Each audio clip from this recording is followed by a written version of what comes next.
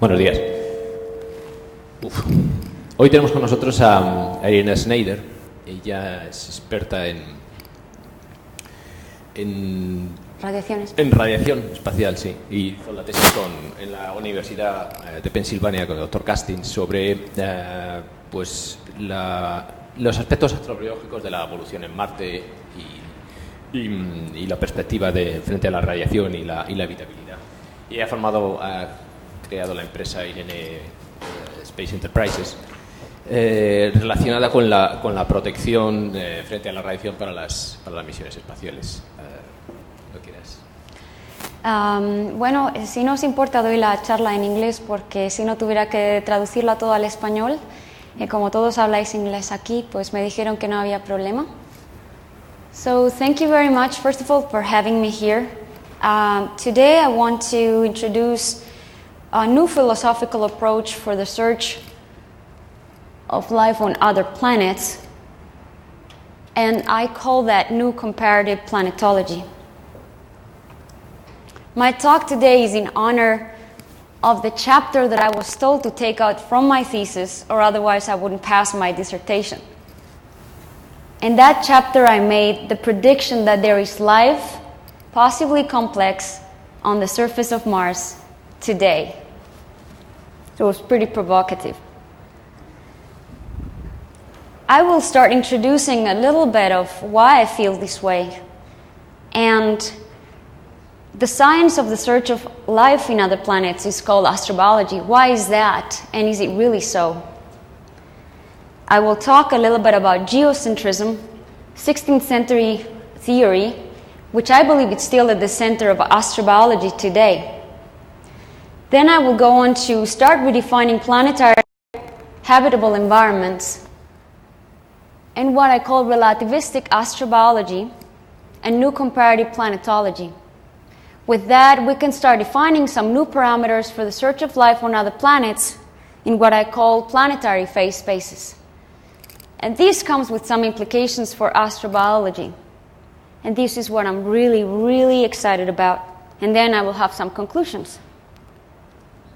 So first of all, let's remember one of our heroes, which is Galileo Galilei, the 16th century.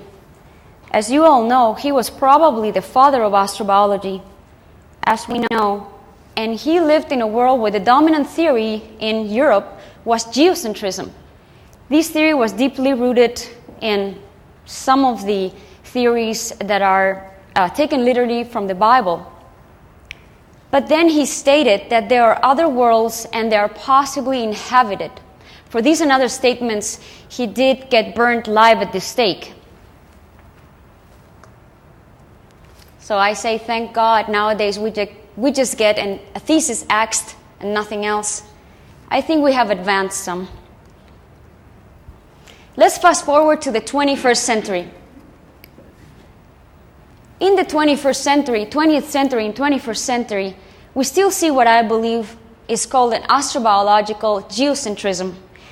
And I define this theory as that in which the Earth is the only habitable planet because it possesses uniquely defined habitable parameters fit just for life. In this theory, only planets with the same parameters can possibly harbor life. Does it remind you of something? Well, it reminds me a little bit of the 16th century geocentrism. So I say from a purely statistical perspective, the fact that we thought at the 16th century that that the Earth was the only planet harboring life is a merely impossibility. From a philosophical point of view, it's an absurdity. And from a scientific point, it's unfounded. You need trial and error method to do science, and we just have one dot in the whole graph.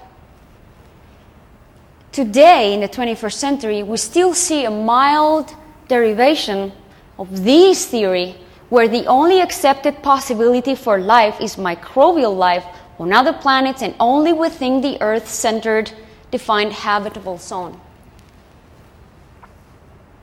If you even mention complex life on other planets, on the surface of other planets, people start thinking there's something wrong with you. So, philosophically, The current underlying philosophical foundations of astrobiology are deeply rooted still in the Judeo-Christian origin of life philosophy. In this thought current, life is a unique miracle taking only place on Earth, the chosen planet of a God's creation. This comes from that 16th century geocentrism theory, and we still see underlining traits of this today. And this, to me, is very worrisome.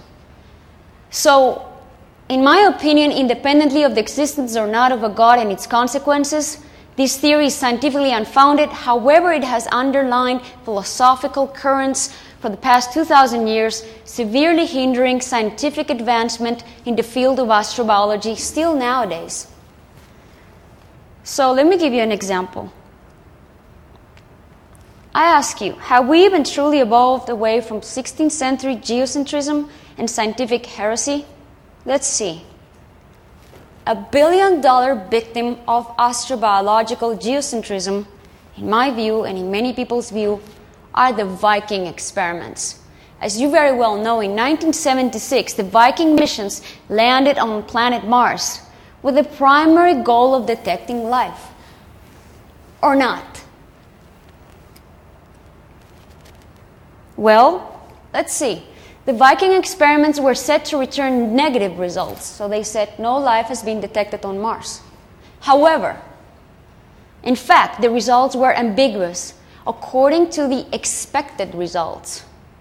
The designer of the label release experiment still today states that his experiment possibly detected life on Mars. However, he's been basically ignored in the scientific community. The conclusion that the results were negative arose from the fact that the underlying hypothesis was that Martian organisms could only behave exactly as those on Earth. And if you look deeper at these statements and closer, you will see that these hypotheses are the resulting interpretations are deeply rooted in astrobiological geocentrism.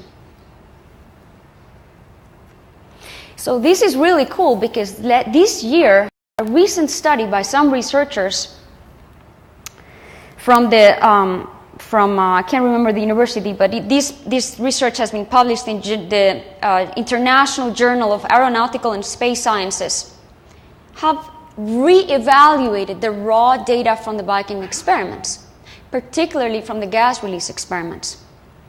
And they have found out that the only way to correlate the results are strictly with Earth biological data.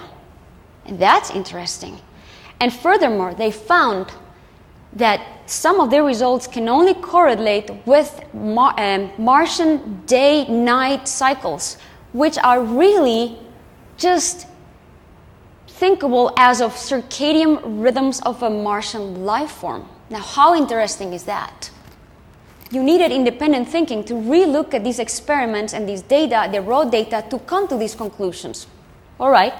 So the lesson here to learn, from my perspective, is no matter how little we may understand how a life form in another planet behaves or looks like or should look like, we must focus on the observed facts and not the underlying foundations of any pervading theory at the time. I don't care what the theory of fashion is at the moment. We need to look exactly at the results and start from a top-down, results-oriented approach. And this is needed when aiming at the detection of life. In other words, right now what we are doing is trying to think how a life form would be according to what we think on Earth it is, and therefore sending something out there to detect that life form. But what if the life form really is not going to look exactly like the one on Earth? So this is what I think happened here. So I ask, are we done yet with astrobiological geocentrism? I say we are, and I say let's move forward. And I think that an effective operational definition of life requires necessarily a new philosophical foundation, which in turn must redefine planetary habitable environments. And this is what I'm doing with my theory. This new theory I present today, at least the foundations of it, must not be based upon what we think life should be or look like or behave like, but what the particular planetary habitats demand. In my opinion, a radical philosophical shift shift in astrobiology from the current astrobiological egocentrism we've talked about is needed to arrive at a new astrobiological relativism in order to find life on other planets. So how do we do that? Of course, we are scientists and we start with observation. The only planet we can observe right now that has life is Earth. Okay, we agree. So, from this scientific observation of life on Earth, I say that life's origin seems to be primarily a product of its environment, and most likely not the other way around. In other words, the current theories say, well, we have life because this planet is so habitable that life can be there. I say, turn around the argument. I say, I don't care which environment you have on Earth. I don't care how different, hostile, not hostile, according to your expected outcome is, you find life. There is not one place on Earth we've gone to that there has been no life. Everywhere. And so I say life is a product of the environment. So, from these conclusions, from observation, I come to the point of life is not a miracle. Life is not delicate. Life is not rare or unique. It is in fact found every single habitat on Earth, no matter how harsh. So I come up with the Murphy's Law of life. You know the Murphy's Law. It says anything that can happen will happen. So the Murphy's Law of life, I say, life is everywhere, and everywhere it can possibly exist, not only will it exist, but it will thrive as well by developing highly specialized adaptations to these specific environments. A logical corollary of these statements would be then that an extrapolation of these facts must be done to all the planets in the solar system and in fact in the universe. Now why would that be? Philosophically, if you have a tautology such as A equals A, you cannot say, yeah, A equals A, but not everywhere. So, that's what I'm thinking. So this new perspective, I call astrobiological relativism or new comparative planetology. We're going to start comparing the planets in a different way. In this theory, all planets are 100% habitable. I didn't say inhabited. I said habitable. And all planets, therefore, can harbor some type of life form perfectly adapted to each of their particular local habitats, just like we see on Earth. Why not? So how about redefining the rules of the game? Let's come up with new parameters. They're going to look like the ones we have already, but they're slightly different. There's actually a shift in thinking. I call them planetary phase spaces. I thought about some main parameters, and this H is very important. I define H as habitable or where life is found. Not habitable as it is defined nowadays, but wherever you find life. That's what I call habitable. Ooh, this didn't come out right, I'm sorry.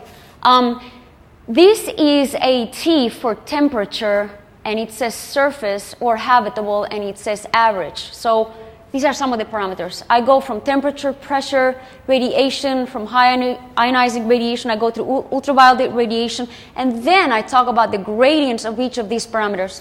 I apologize for these. I didn't know it would come out this way. I think that in this new theory, what is really mattering, what is most important is not the actual range, is not the actual value of the temperature. I don't think it matters a whole lot if the temperature is at 0 degrees Celsius or 32 or whatever. I think what matters for life is the gradients, is the ranges of these parameters, okay? So, let's talk about the gradients. And again, this is not okay, but if we talk about one planet, planet Earth, and we say the average surface temperature is 15 degrees Celsius, average surface planetary temperature, the average surface pressure is about 1 bar, and then you have radiation about 0.1 centigrades per year, which is highly variable upon local rock compositions. You can have very high ionization radiation or very low, and the same goes for the ultraviolet radiation.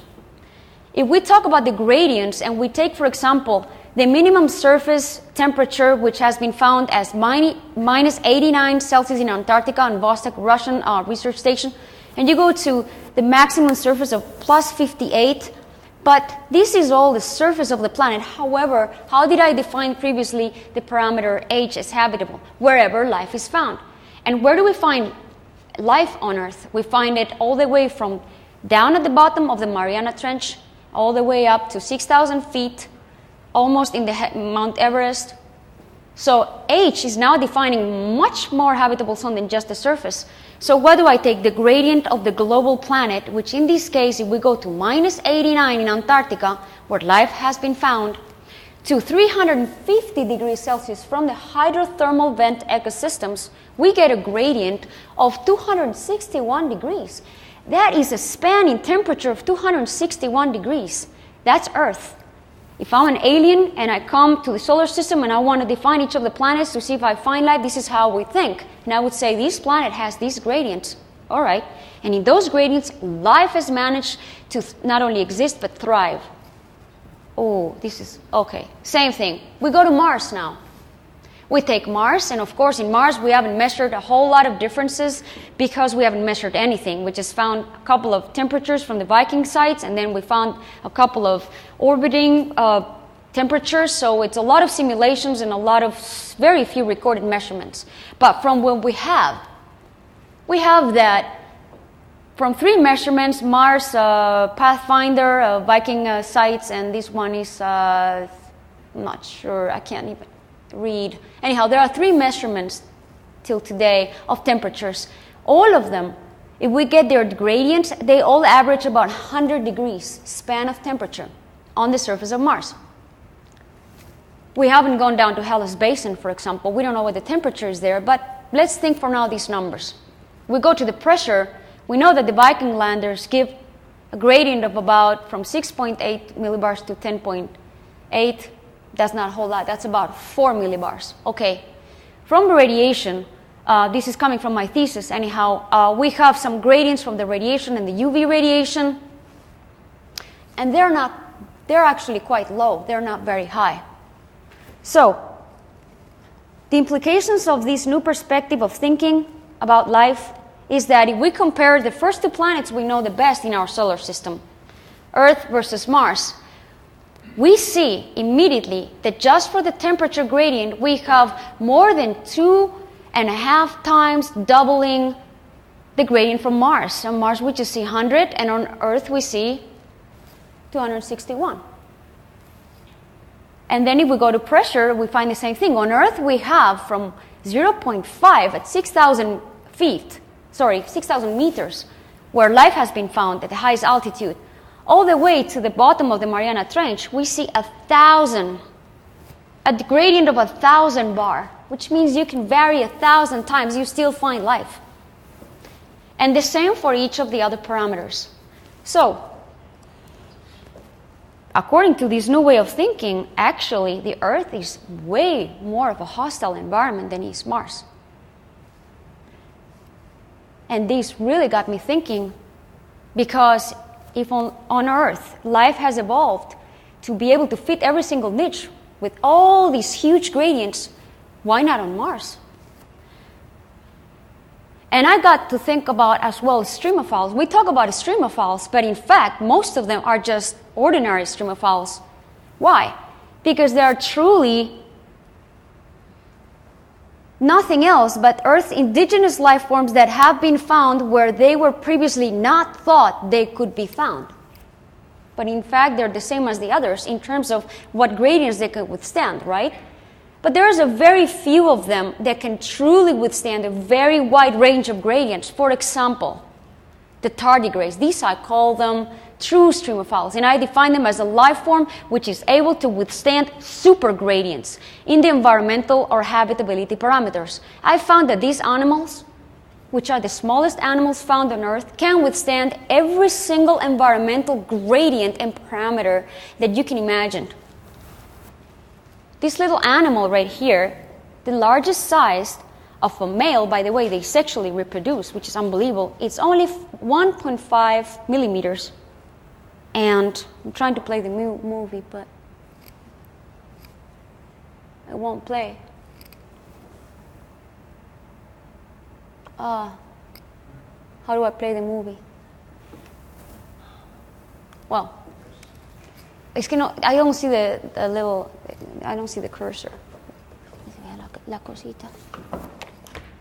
Okay, perfect. All right, so this little animal, it's an animal. It's the cutest thing. It's called the little bear. It was discovered in the 1700s. It's got 8 legs. It's got heart organs. It's got a complex brain with all the lobes in it. It sexually reproduces, and it has been found to withstand every single habitat environmental gradient found on Earth.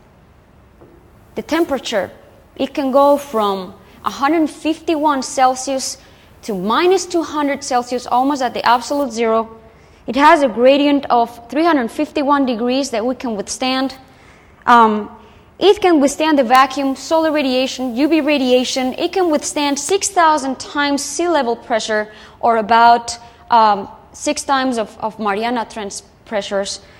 It can withstand vacuum and every desiccation, and it can even become dormant by 4 different mechanisms, dehydrating itself for 10 years.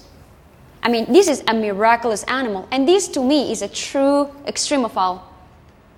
What's most interesting about this animal is that not only is it a true extremophile, but it's found everywhere, and it's one of the most common animals on Earth. So, even no matter how you choose to think, if you want to stay in the egocentric astrobiological view of habitable life, or the new theory that I'm proposing called New Comparative Planetology, you still find Martian and Earth analogs. For example, what about the Hellas Basin? In the Hellas Basin, you have analogous to the dry Antarctic valleys. The Hellas Basin is a basin on Mars that you all know that is 7,000 meters deep and 2,000 kilometers across. At the bottom, the pressure has been simulated to be about 12.4 millibars. That can have a wide range, because if we see a wide range from about 6.8 to 10.9 millibars at the Viking sites, you can see also variation down at Hellas Basin. But more or less, the average temperature at the bottom of that basin is about 12.4 millibars. At that pressure, and if the temperature raises slightly above zero, water would be in a transient state, liquid water. So you could even have a microhydrological cycle down there. You could have rain. Actually, water vapor clouds have been detected by the radar. So even the latest pictures coming from the Shader radar on the Mars Reconnaissance Orbiter have been showing potential water ice glaciers of about 250 meters thick. So you could have an ecosystem just like the ones you find on the glaciers on Earth. Even thinking from a geocentric point of view from Earth, you can still find life on Mars. So some of my conclusions are that from this perspective, from the new perspective, the Earth is even a more hostile and more extreme place than is Mars. We haven't even compared the other planets. And of course, if life originated on Earth, which we know it did, it could have originated on Mars as well. Why not? Same part of the same solar system, neighboring planets, lots of exchange of material. So you could have either starting at one or the other, or both at the same time, life origins. So why would Mars have no life now if the evolution of Mars was way softer and gradual than the one of Earth? So I have some predictions. I think life on Mars today could be found on its surface. I think you could find complex life. Perhaps not huge. I mean, you would want to place a camera and see something crawls on top of your camera or runs by, like Carl Sagan said in the 70s. But I think it could resemble, most likely, to the tardigrades that I've shown. We could find these little tiny animals that resemble something like the tardigrades. So even more possible would be that different life forms are found perfectly adapted to different ecosystems throughout Mars. For example, just under a few microns of dust. We know from simulations of radiative transfer models that the UV radiation on the surface of Mars is just like the one on Earth. Do you recall in the 70s when Carl Sagan said that you could have complete sterilization on Mars? It's not true. They didn't consider the dust, some of the radiative transfers of the very tenuous atmosphere on Mars. Actually, the latest models show that it's just like on Earth. Or what about within very shallow depths, between first meters within the ice of the polar caps? You could find life. And I say the dark patches that are observed seasonally over the poles on Mars could be as well, possibly, colonies resembling Earth's glaciers, cryoconites, where these are the primary nutrients for the tardigrades on Earth. And I leave you with these thoughts, and I thank you very much for listening.